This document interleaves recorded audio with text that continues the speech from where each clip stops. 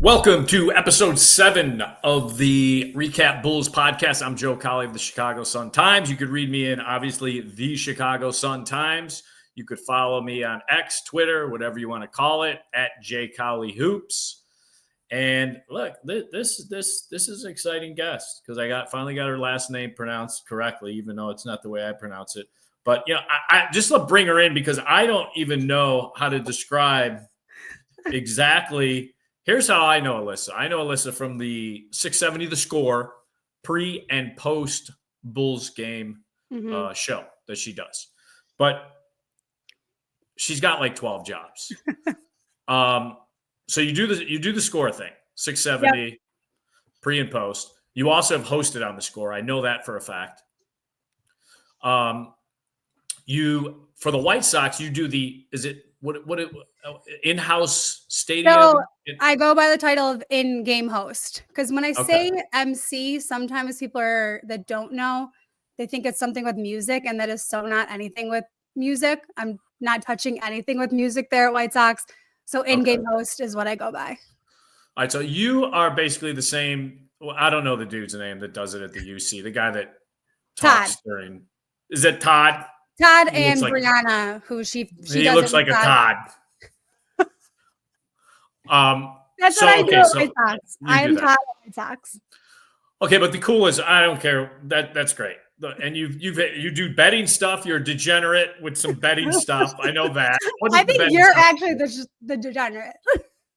What is the betting stuff you do? Okay, well, Joe, first off, thanks for having me on. I'm so glad to have you on. First off, I wanted to have you on. Yeah. So Joe called me and I didn't answer. So I immediately that happens a lot. And then I saw a voicemail. I was like, what could Joe be calling me about? And I love that the voicemail now breaks down exactly what you've said. So then I read it. I texted you back. I said, yes, of course. So here we are. I love that you give me a hard time and I just kind of laugh it off. I think that's our relationship.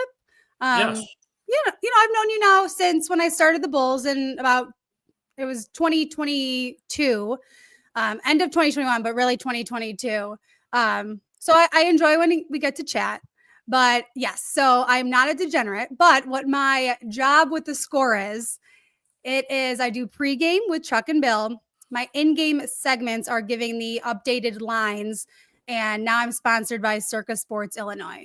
Okay. So, the over-under, the spread, and then I do the player props. And then for the post-game, that's really when I get to shine. That's the 35, 45-minute show, interviewing Bill Wennington, which is the best part of the show, of course, and then breaking down the game, breaking down the sponsored segments, right? Over under, if we hit that, the storyline. So yeah, that's my job with the Bulls. And that's where I have the pleasure of hanging out with you. Okay. Here's what I want to see change with your post-game job. Okay. I want to see you guys have to take phone calls. Okay. I mean, I wouldn't mind that. To me because I remember I used to do the pre and post game with Chris Ranji for the White Sox. Mm-hmm.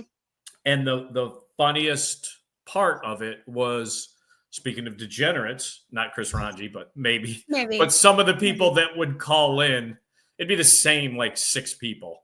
And they'd probably, lots of times they'd have a couple in them, but some of the stuff they would ask, and the best part is seeing the host have to actually talk them down from whatever ledge they're on or whatever perch they're on or whatever. Yeah. I'm going to talk to Mitch. I want you to have to take at least maybe that could be, a New Year's resolution, 2025, bringing that in.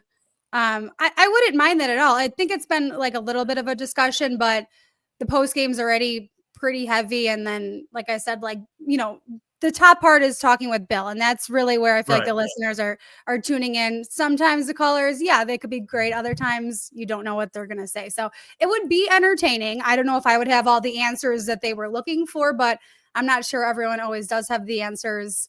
Anyways, you could be my first caller if you want. We can, test the waters there. Just, I'll do that. Hard hitting right there.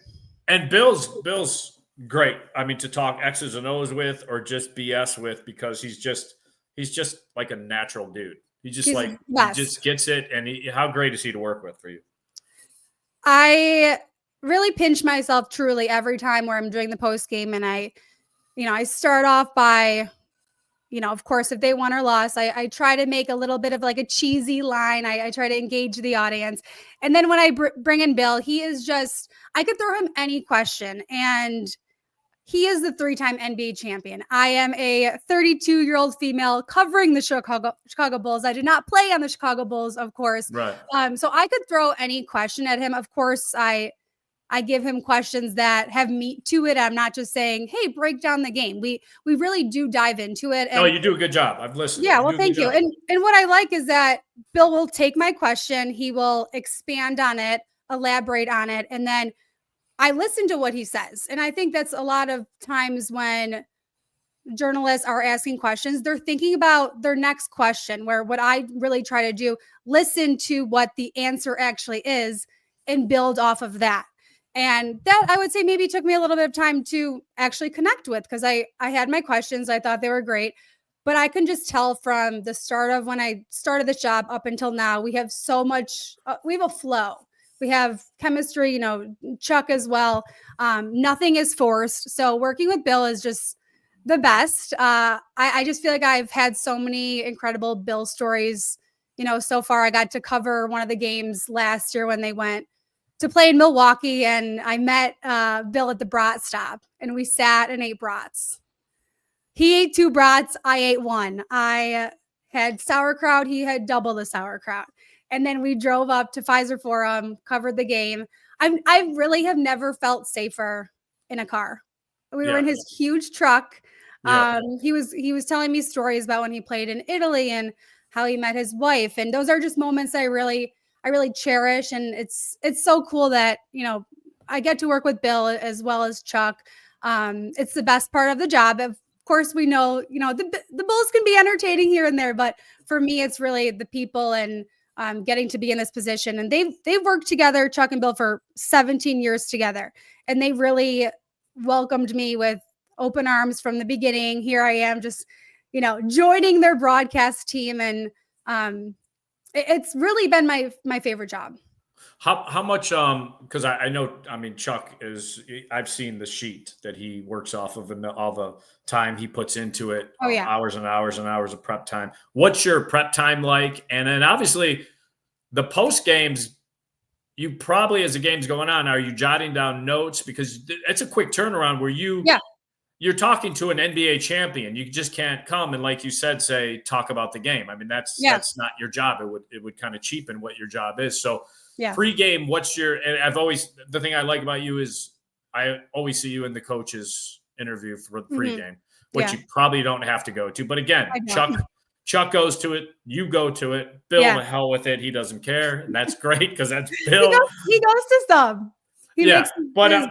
So what's your prep? And then during the game, what I know how I'm doing stuff during the game where I'm trying to capture valuable moments or things that change the game. Is that kind of the same mentality you take of, okay, oh shoot, they're down 20, like some of these games, they're down 20. Oh, they're coming back now. Oh, Zach's getting hot. How are you handling it during the game? So when I'm actually covering the game, I sit right above the tunnel where the players run out, the Bulls players, in 103, 104. So I'm there for all 4 quarters, halftime. I get up once. I get up in the 3rd quarter, run to the restroom, come back. I don't like missing anything.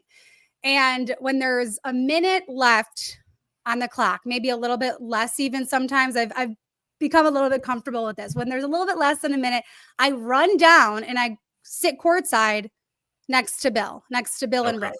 So anything could be happening. I've really over, the past few years covering the team, I was so like dotting my I's, crossing my T's, and that I'm someone that I've learned very much hands-on, and I just feel like I have such a rhythm now. So I don't jot as much down as I used to, which I think shows really my improvement. So when I get down and the game could be, on the line, or, they could be up by 15. Every game, as we know, is vastly different. So really post game, it is live. It is a live show. and anything could happen in those moments, before the final buzzer. But pregame, I know you asked about pregame. So I do prep, of course, at home before we get to United Center. The press conference really is helpful. So I like to listen to that. Of course, doing, the over under, I do the storylines on that, the spread, the player props. Sometimes the player prop that I wanted isn't going to happen because the player was out. So like Zach LaVine, if I wanted to do him the other night, can't do that anymore. Got to change it last minute. So things really change very last minute. And that is where I do think sports betting is entertaining, because say a player was originally in the starting five and then, 20 minutes before, that line's going to change because that top player isn't playing anymore. So you really have to be fast on your feet. I've learned that, especially with radio. I'm the one doing all the talking and all the scripts, and no one's writing my scripts. And box scores, I of course have to, find myself, which is easy to do online, but it's all up to me. And yeah, post game is always different, as you know, from these games. Right. Nothing is guaranteed with the Bulls. No. And pregame, in the media sessions, I ask the longest questions, don't I? It's probably a bad habit. I like that you're so relaxed about your questions, but there's always like so much behind it. Yeah, I kind of. In a good way. I like sometimes when I listen to the pregame, because we go right into the media room and listen. I go, "Oh my god, can you shorten up the damn question? It's like 2 minutes." And Billy gives long answers, so I guess Billy and I work well together. This summer, something you did was really cool. Mm-hmm. First female PA announcer for a White Sox game, correct? Yep. Yes. Obviously Gene Honda is a legend. Anyone that's going to Sox Park, I don't. Gene's been there for, I think, 100 years. I don't even know how long he's been there. Forever. How did that go down? And secondly, what was the oh crap? I have to know, because some of these baseball names. Mm-hmm. Who was the team? Yep. Was it Oakland? It was Oakland. And okay. You know what? The players' names were easy. Oh, okay. I was looking through it and I was like, am I lucking out with this? There's a lot of easy names. Yeah. So how did that go down? With the were you shocked? Did you get a sense it was coming, or no. What happened? No. The whole month of September, I feel like I was blacking out. I started off by getting engaged, and then 2 weeks later, I'm sitting in Gene Honda's seat calling a White Sox game. Did you light a cigarette up for Gene in honor of Gene? One of the camera guys did get me the fake cigarettes, the candy ones. Yeah, that's outstanding. I took a photo of it and I sent it to him. But okay, so this was towards the end of the season, of course. So we're in September. Team's not doing so hot, as they haven't done. No, they didn't do too well. No.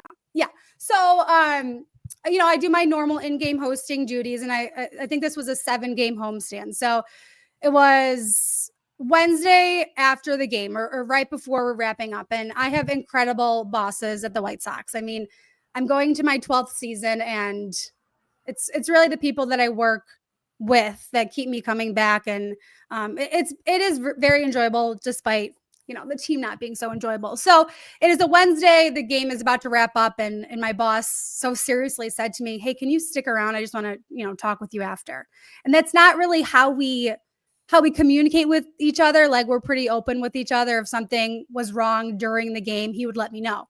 So I was like, I don't know what this could be. Like, I really had no idea. And there's no worse feeling than just not knowing what you're getting in trouble for. I was not getting in trouble. Are you the type that instantly thinks, yeah, I'm getting fired, or I didn't think I was getting fired. I was like, what did I tweet recently?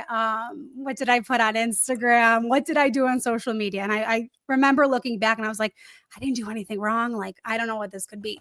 So game wraps up, go down in their office. My boss, Dan Milkey, as well as Jeff Chanel, who's incredible and has been there for a very long time. They closed the door and I was like, what's going on? I'm like, I feel like I'm in the principal's office. Like, seriously, I was kind of scared at this point. And they said, so Gene Honda is not going to be here this weekend. He's covering Illinois football and he's also getting honored as an alum. And I'm like, okay. They're like, we would like you to fill in for Gene Honda and be the public address announcer. And I was like, I've never done that. I've done so many jobs, so many. I was like, this is not a job. Did they tell you why you? Did they say this is I really just said, I was like, I've never done this. And they were like, you know how to do this. Your job as a host is harder. You're on camera. You don't have to be on camera for this. I was like, I disagree. Being on camera doesn't make me nervous. That's not hard. I was like, Gene's job seems a little hard. And then Jeff Chanel said, you would be the first female public address announcer for the franchise to ever do this. And I said, okay, I'm in. And for me, I'm always like, say yes, figure it out later. Right. And they are very organized. So I got this thick binder. And it is quite daunting when you look at it, but everything is laid out perfectly. So, went home, started studying the players' names, because let me tell you, there are a lot of relief pitchers, even on the White Sox, that I was unfamiliar with. And when I say that, it's because I'm unfamiliar with the pronunciation as well. Because, you go to games and I've listened to Gene thousands of times, but it's different when you're actually doing the act. So I prepared. Friday, it's a 3-game homestand against Oakland, and I get into the seat, and I definitely was nervous.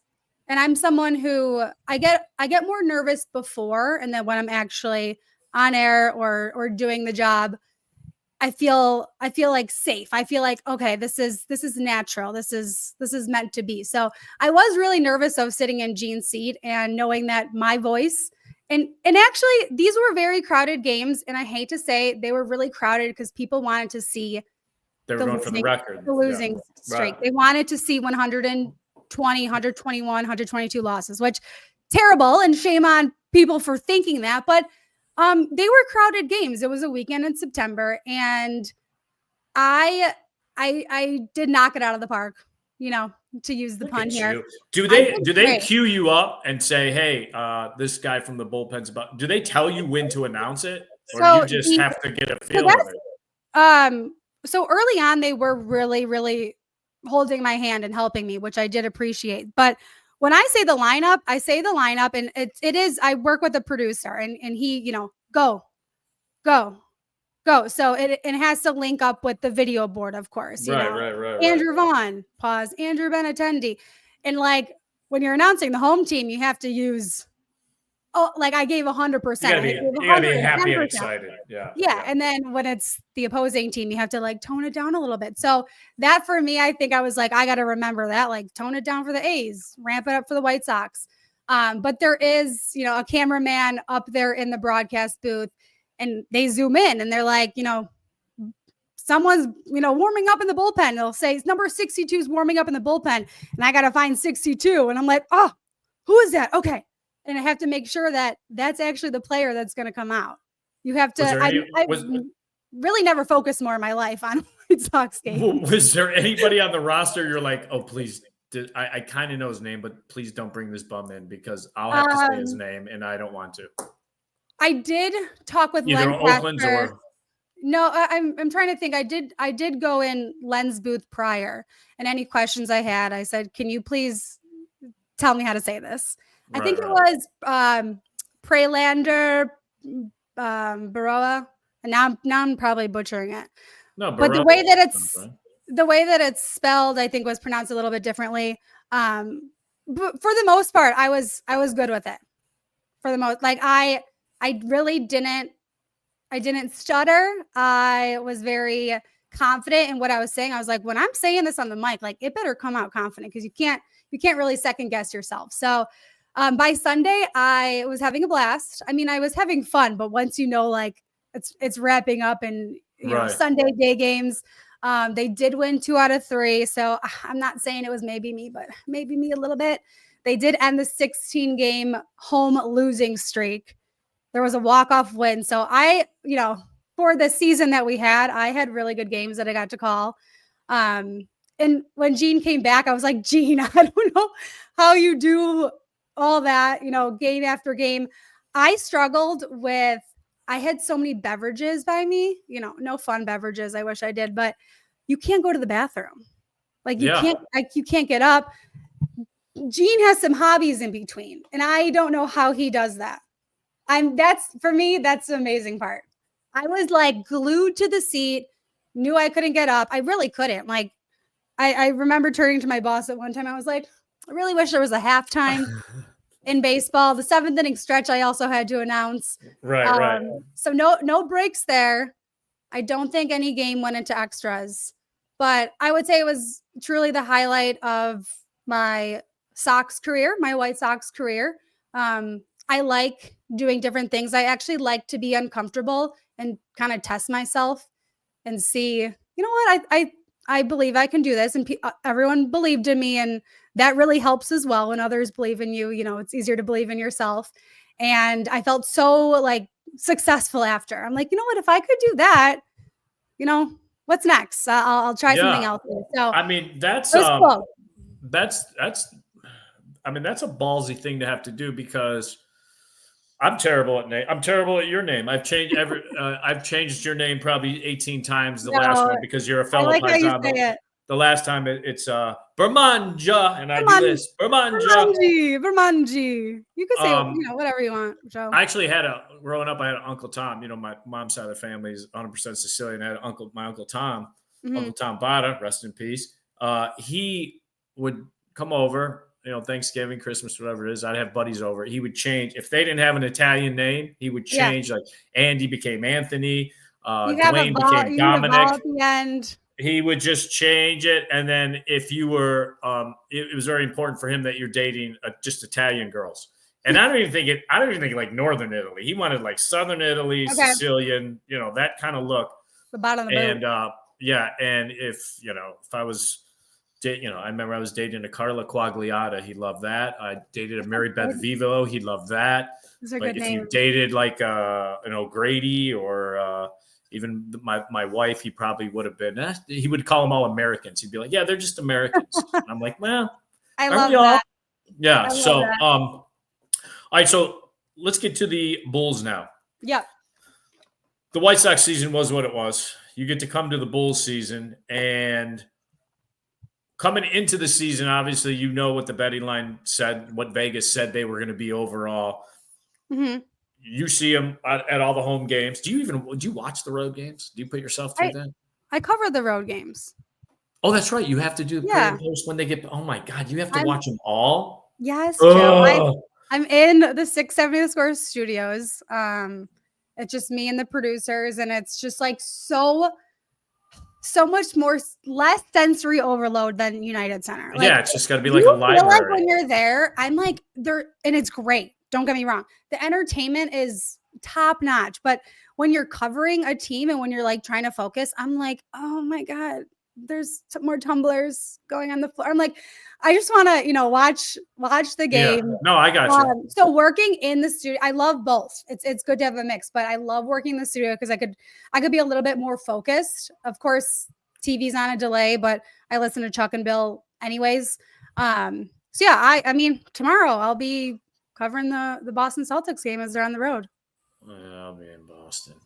I love Boston. No, it's a good time. How are you surprised by this team at 12-15? Are they what you thought they would be when you saw the Vegas line? Mm-hmm. What did you think? How many games did you put on it? Okay, so Vegas had them at 27.5 wins. They're going to blow by that. That's low. That is extremely low. I believe last year it was 10 more games than that. It was 37.5. And then the year before was 41. So it just like keeps dipping.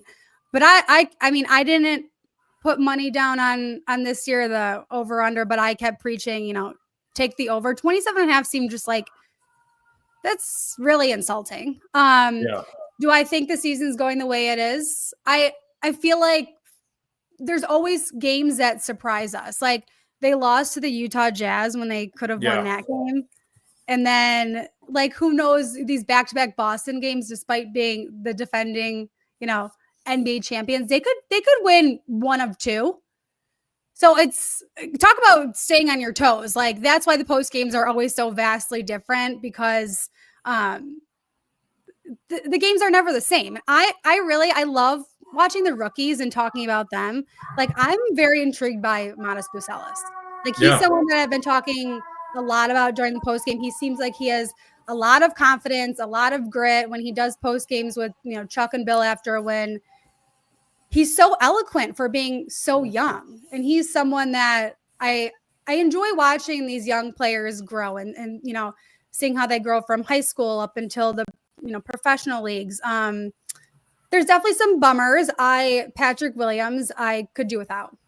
I feel like every year it's like, oh, he's in this slump. He's in this, the next year, another slump. And then the last game that they just played against Toronto, he was the only player that didn't score in double digits. Right. I know he's had some injuries, and that is just how the NBA is, a lot of injuries. But I feel like so far with 12 wins and 15 losses, I think they can get, reach within 500 here and there and just chip away. The home losses, there's been way more home losses. Their road record is way better, which I think is interesting. I don't know. You know the team better than I do. Well, so here, obviously we look at it through different lenses because you guys are the flagship station. Yeah.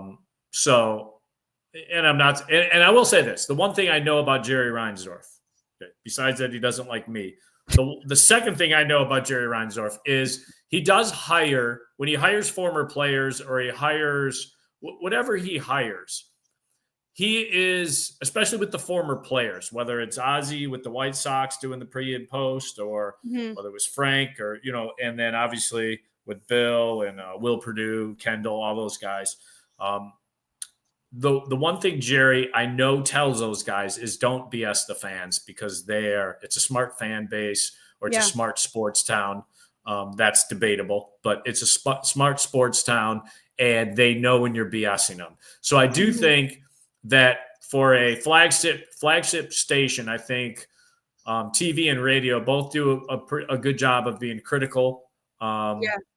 Without, like, even Bill, I think Bill, he won't step out of bounds, but Bill's not afraid to toe the line and say, this kind of performance is unacceptable. This is, where my lens is completely different. My lens, I come into the season and my idea of what the Bulls are is, okay, they're on this treadmill of mediocrity, NBA hell. They seem to, at least when we have these, like, kind of, whether it's a private happy hour or private dinner, which you should probably get invited to. Yeah, what the heck? Invite me, Joe. I don't have that kind of pull where I can just go, hey, AK, we're leaving a couple of people off the list. Let's fix that. Please. So I think they understand that they are on this road of mediocrity, which is NBA hell. I don't know if they know how to get off of it.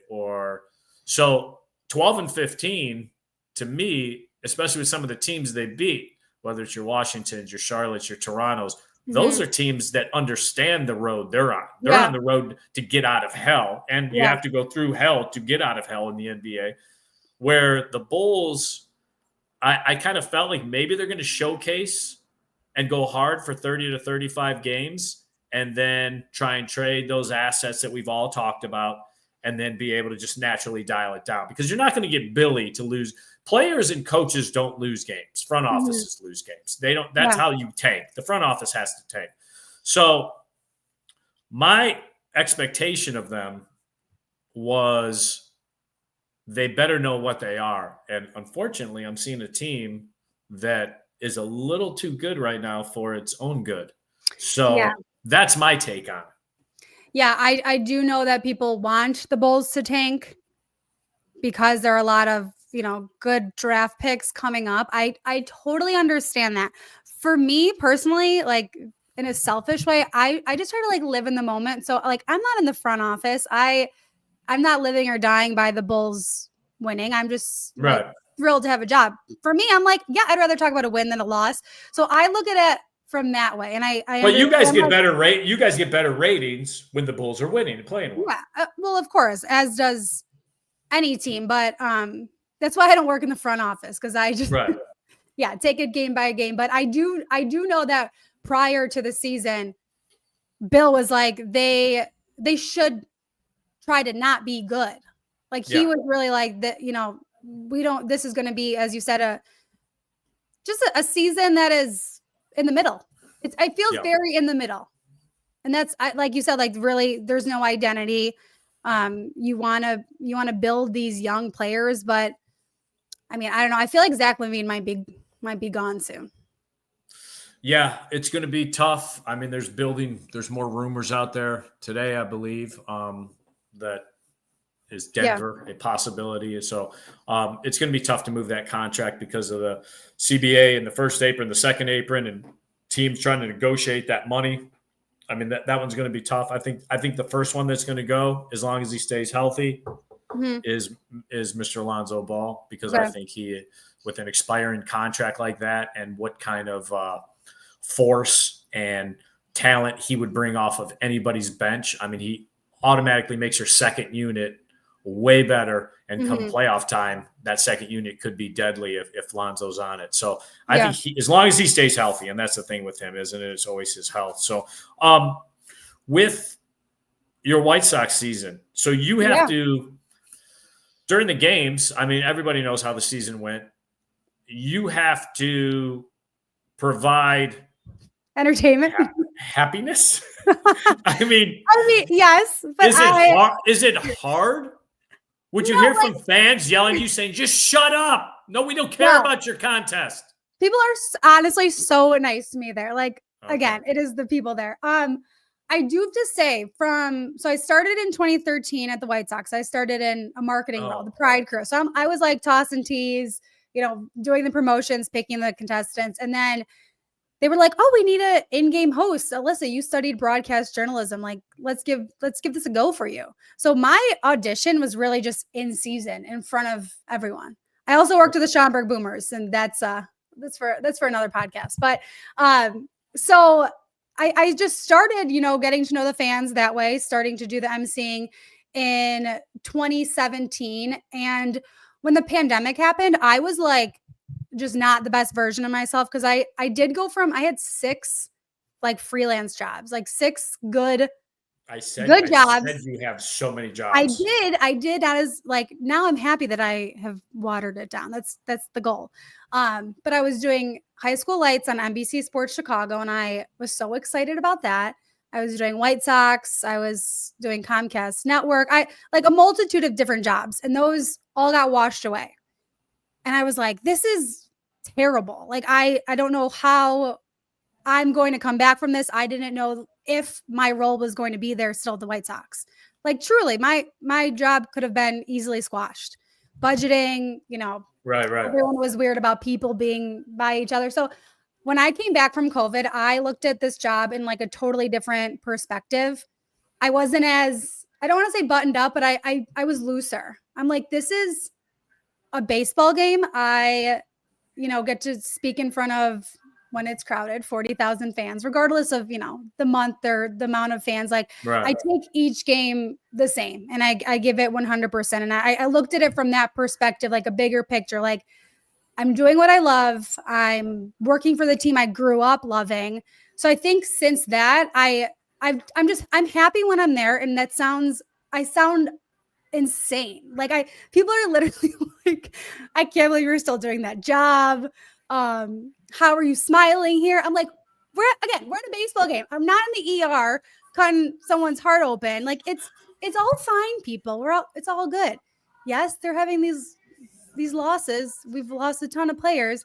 But I go into it, I leave any problems I have at the door. You don't strike me as someone that comes to work with dark thoughts. No, and I'm not saying when you look at me, you're like, that dude's probably got some dark thoughts in his head walking down the hallway. It's not that I do have like shitty days, as we all do, but I'm like, I gotta leave that. No one likes to be around people that are complainers, that are down in the dumps. Like, who wants to work with someone like that, especially in the sports scene? You are not someone that is down in the dumps. You're just like super open, cranky some days. But like, we're all cranky. That's just life. No. But no, I mean, people are super friendly to me there. They, people always want to be on camera, and when I have the opportunity, I make sure to get them on camera. It could be someone's first game. It could be their 100th game. It really doesn't matter. My job is just to make sure that they're, having a good experience, because even like from the time that you park, it could parking sucks. Like regardless of where you're at in the city, it's terrible. That could just put you in a bad mood. And then you're paying for a ticket, you're bringing in your kids that have snot everywhere. Like you could be stressed out. I want to make sure that they're having a good time at the ballpark. And if they see a losing game, I can't control that. I can control them having, if they get a t-shirt or if they get a, some free giveaway that we have, or they're on the big screen for 2.5 seconds. I feel like I've done my job then. If just someone's having a better day, then. With the Bulls thing, obviously because you're on pre and post game, and I just know this just from my teammate sometimes Annie, who does a fantastic job with the WNBA. Love Annie. I used to have Madeline Kenny at sometimes. She was great. Yeah. Because on social media, there's still people that are pretty vicious especially with females in this business. Yeah. Have you gotten any of that that's been bothersome where, shut up, blah, blah, blah, you don't know, Yeah, I would say when I did fill in for Jean, and White Sox did make a really nice post about me, and a lot of really, really nice comments, but then there's like the losers on there. They're like, how much time does she spend in the kitchen? I'm like, first off, I'm Italian. I love being in the kitchen. Like, how is that an insult? Or people say things like, oh, her voice sounds like a little boy. I'm like, that you really took the time to sound like a little boy.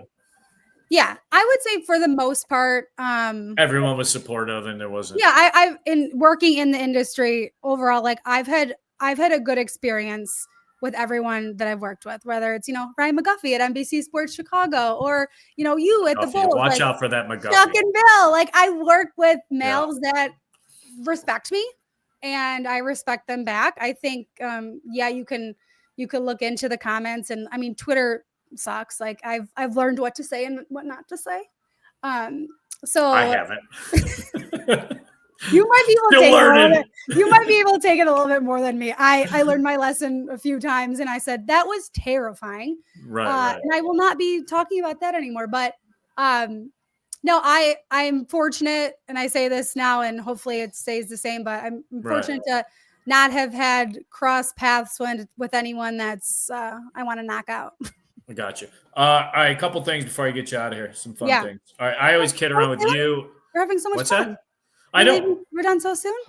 I know, but my attention span on these podcasts, are short. Like I told Ryan, I'm load management. I'm good for about 40, 45 minutes. I get it. So I always kid around with you and the younger people that are, around there. Call you guys the Scooby Gang, and young Will Gottlieb and Cody and all those guys. Because I like pretending I'm the crotchety old man. I'm going to give you a list of names, and some of these I did not. They're not athletes. They're like famous pop culture people. Just to see the age difference in this, because I did not know some of these people, and I was it showed how out of touch I am. All right, you ready? You tell me if you've heard of this person. Just if I've heard of them, just in general. Yeah, and if you could explain what they are, who they are. Are you ready? Yeah. Brecky Hill. Not familiar.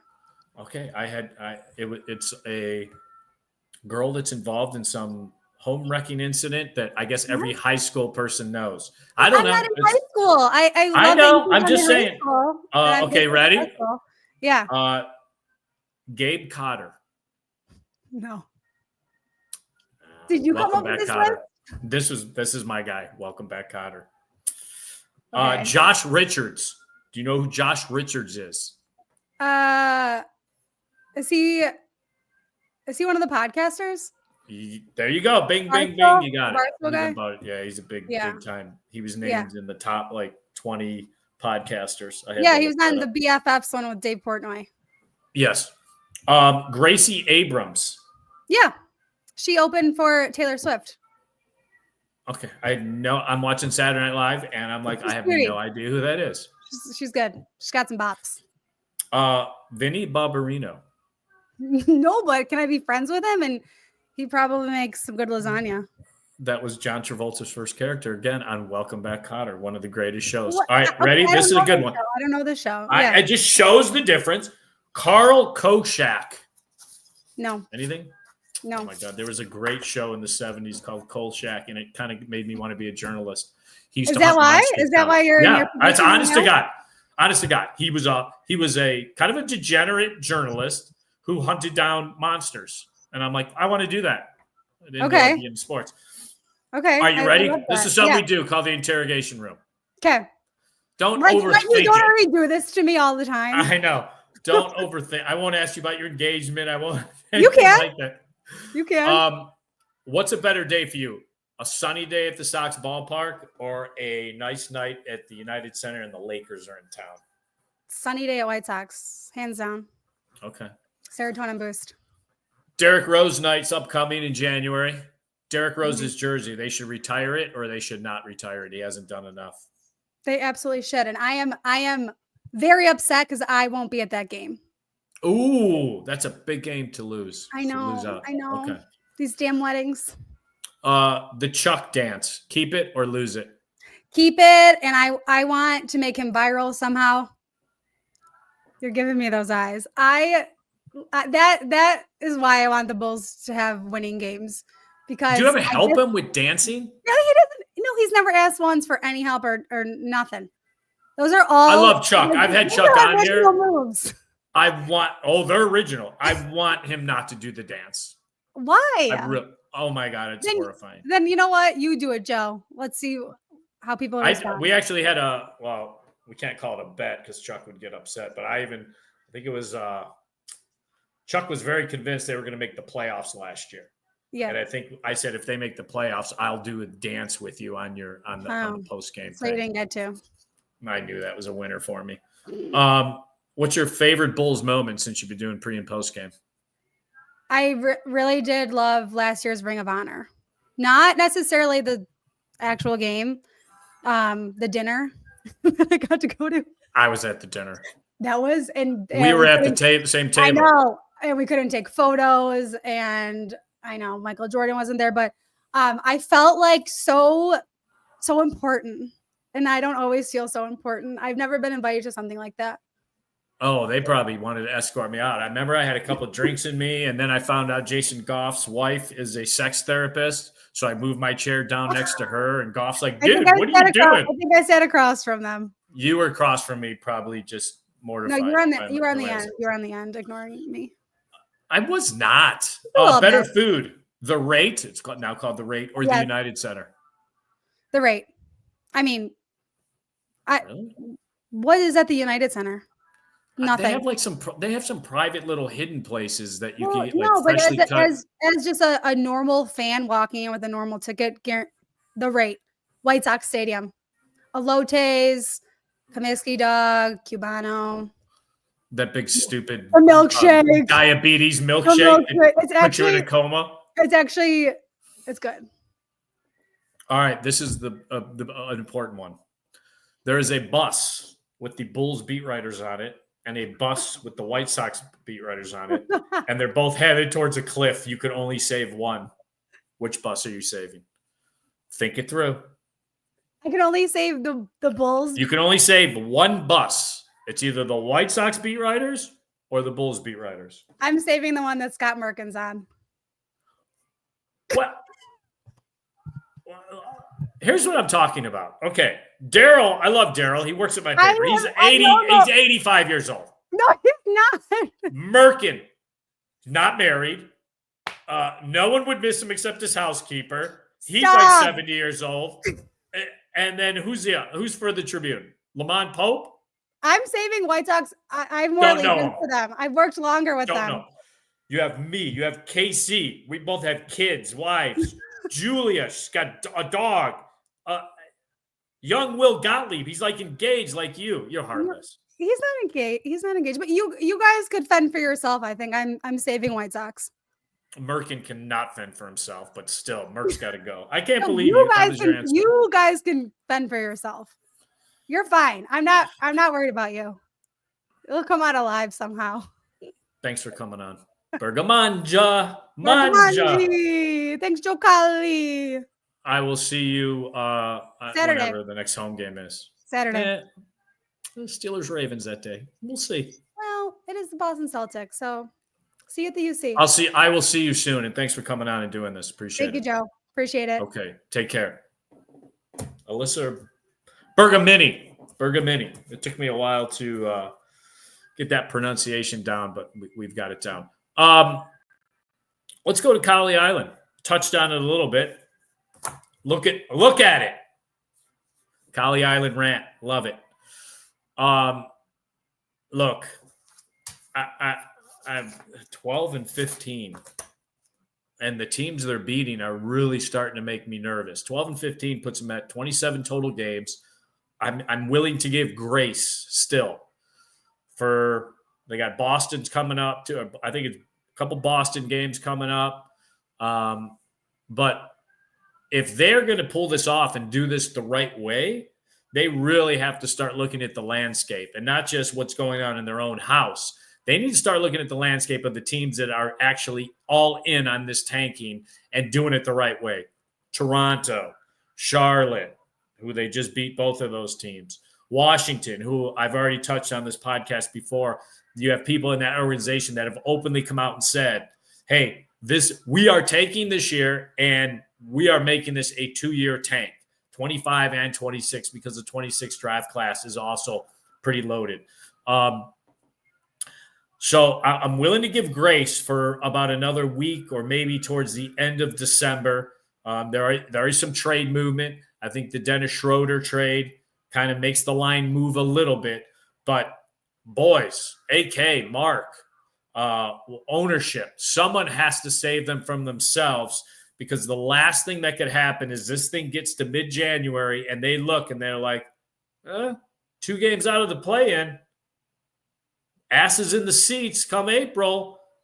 Let's just go for it. It would be disastrous. It would set them back. Doesn't just set them back a year, because this then sets you back. Well, you've kept guys that you could have traded for more assets. This sets you back another 5 years of mediocrity. You can't. I mean, that's how you have to look at it, because, okay, well, we could try and reset and trade Zach this offseason, or we could always revisit trading Patrick. No, you need to start this thing now with this 25 draft class. And my fear is that they're going to look and see that they're in that mid-range area of striking distance of the play-in and not understand the end game. So 12-15 makes me a little nervous. It makes me a little nervous, not just because of what they're doing, because I see what the teams below them and their mindset. And there's some teams they're just not going to catch. They can't suck worse than those teams. So please, someone there, grab control of the steering wheel and get this thing headed in the right direction, which is down into a tree. That's where it needs to go. So let's hope that they can figure this thing out. And finally, the list. Beautiful. Look at it. It's gorgeous. The list. I mentioned Dennis Schroeder and the line moving, the trade line moving. That's significant because Dennis Schroeder is a expiring contract. He's a point guard that is playing really well. He's not going to a team that's going to be a starter. He went to a team to add depth. That fits the description of somebody the Bulls have. So here's the list of pieces that have to move as we get towards February 6th trade deadline. Number one, Brandon Ingram. I definitely think New Orleans understands that the boat is on fire. I don't think they have the guts or the onions to say, let's trade Zion and let's get rid of that headache. So I think Brandon Ingram, because of the expiring contract, I think Brandon Ingram is the first big chess piece to move. Second, I think there is going to be some teams. I don't know if they could pull it off because of the money and because he does have say of the last year of his contract, but Jimmy Butler would be a huge get for some teams. Obviously, Golden State was rumored to be there. I don't think them getting Dennis Schroeder changes things, because supposedly they still are going after a big fish. And their ownership doesn't really care about tax. They don't care about second aprons. They don't care about penalties. They care about, we only have Steph Curry for X amount of years. The window is almost closed. Let's see if we can get something else out of it. So I don't think the apron really, they'll pay the penalty and kick the can down the road. So Jimmy Butler, number 2. And then I think that's where Lonzo Ball fits in. I think Lonzo Ball is number 3 on that list.